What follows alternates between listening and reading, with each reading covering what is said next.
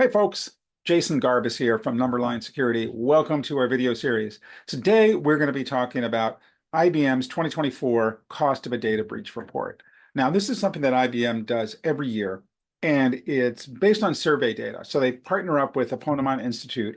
They survey a large number of security professionals at enterprises around the world, and they then package up and publish their report. So the first thing to remember that this is a survey-based report. It's not research. It's not opinion. It's not prediction. So it's backward looking. Second is it is an IBM vendor report. So there's a lot of good data in there that is ostensibly objective. There's a little bit of an angle that's in there. There's a little bit of a flavor du jour. We'll see when we talk about the AI section. In general, this is a useful report, and there's some good takeaways there in there. So let's go ahead and dive in and talk about the four things.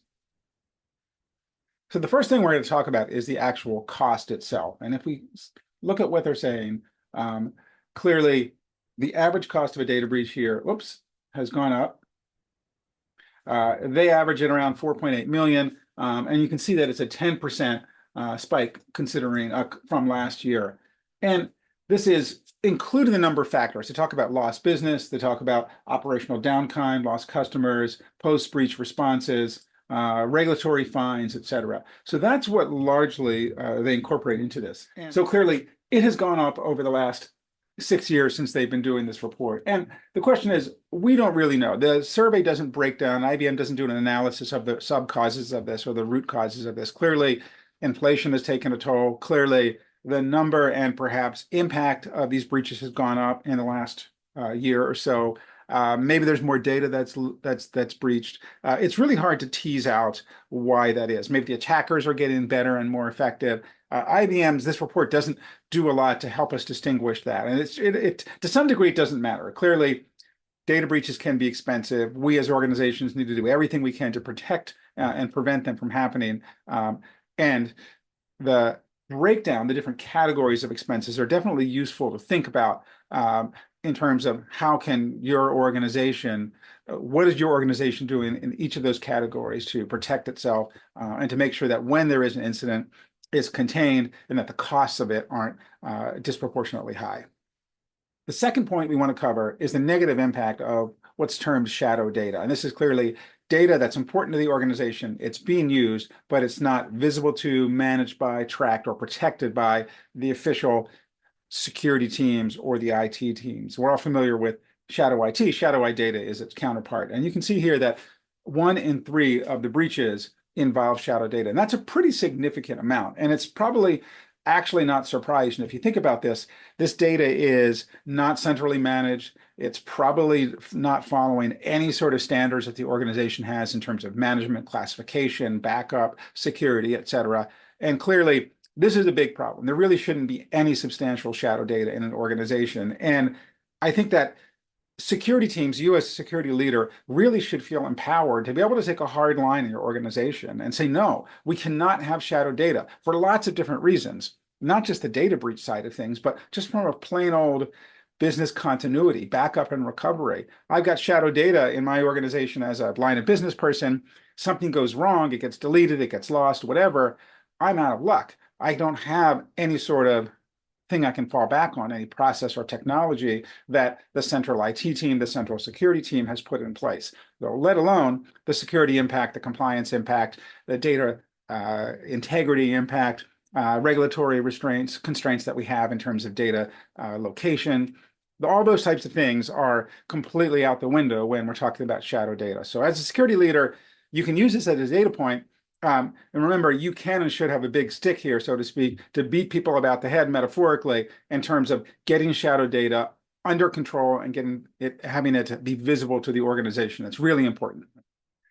The third point we want to cover is the use of AI. Clearly, AI is the big thing right now in information security and IT in general. And AI has valid and valuable impact on security organizations. pretty much every security vendor is adding AI capabilities to its detection, analysis, and response tools. And this is great. This really helps security teams with the massive amount of logging and activity data that's going on. It amplifies human ability for decision making, and it really can make these tools a lot more effective. Putting aside the vendor hype on this, these types of new technologies can really be helpful. And this data here really shows that to some degree. So what this is saying here is, if you look at the bottom graph, is that for organizations that are saying they make extensive use of AI, you can see here in the lower left, their average cost of a data breach is less than organizations that are making either no use or limited use. And the colors here, the blue is 2024 and the purple is 2023. So consistent that organizations that are making extensive use of AI have lower breach costs. Now, I'm a little bit, well, number one, we need to be a little bit, I would say, skeptical about this, because clearly causation or correlation doesn't equal causation. So if your organization is making extensive use of AI, great. Probably means you're a more advanced, more mature organization in general. And that probably means that your security controls, et cetera, are going to be more mature as well. So it's not surprising that taking out the use of AI, more mature organizations will have lower cost of data breaches than less mature organizations. Now, I'm not saying that the use of AI doesn't help, but I'm saying that you shouldn't look at this and say, oh, we have to use AI because it's going to lower our data breaches. No, you need to have a properly run, well-organized, and mature IT and security organization. So let's not forget the basics here of good identity management and governance, understanding who should have access to what, getting visibility into the assets, the resources, and the data on your network, enforcing microsegmentation, or at least fine-grained segmentation, MFA, eliminating user admin access to their devices, et cetera, et cetera. These are things that we know about and know work, and we've been working on for the last 20 years. So let's not get wrapped around, well, this latest shiny object is AI is going to solve all my problems. No, AI is a tool. It can be very helpful, but don't forget the basics. You need that foundation in order for any of this to be effective. The other thing that disappointed me a little bit about this AI topic is that, remember, this is a marketing report. So it's not surprising that they're tying this and surveying on the use of AI, but these reports also tend to shift over time. So 2 or 3 years ago, the data report talked about zero trust. And there was a very similar graph here that showed organizations that are adopting zero trust effectively or well on their way toward their zero trust journey also had a lower cost of data breach. And that was really useful for those of us in the world of zero trust. Said, hey, this is great. We've got some data that supports this. But IBM has shifted their focus here. So I'm a little disappointed that there haven't been questions around continued use of zero trust to see how is that continued as organizations improve and adopt zero trust and become more mature at that. How does that correlate with their cost of a data breach and their security? It would have been great to have seen that data in this report. The last topic we want to talk about is ransomware. Now, the report presents some data on ransomware. I feel it's a little bit incomplete and a little disappointed they don't include kind of the other aspect of it. But let's talk through this first and then we'll analyze it. So in the report here, you can see what they're doing is they're showing this chart that says that 63% of organizations involved law enforcement and they didn't pay the ransom. 37% involved law enforcement and paid the ransom. Now, clearly, there's actually another two sections of this response that are missing, which are organizations that didn't involve law enforcement. So we don't have that data. And clearly, what this is telling us here is that it appears that if you're involving law enforcement, you have a higher likelihood of not needing to pay the ransom. Great. And you can see in this chart here that if you involve law enforcement, then the cost actually on average goes down from 5.37 million to 4.38 million. Now, what this doesn't show us is which organizations don't involve law enforcement and how does that correlate to paying the ransom or not. So that would have been really useful to see. So wrapping up on ransomware, please don't pay it. Now, I know that's easier said than done to some degree, but clearly paying the ransom is only going to encourage the bad actors to continue doing it. Obviously, it's costing you cash out of hand.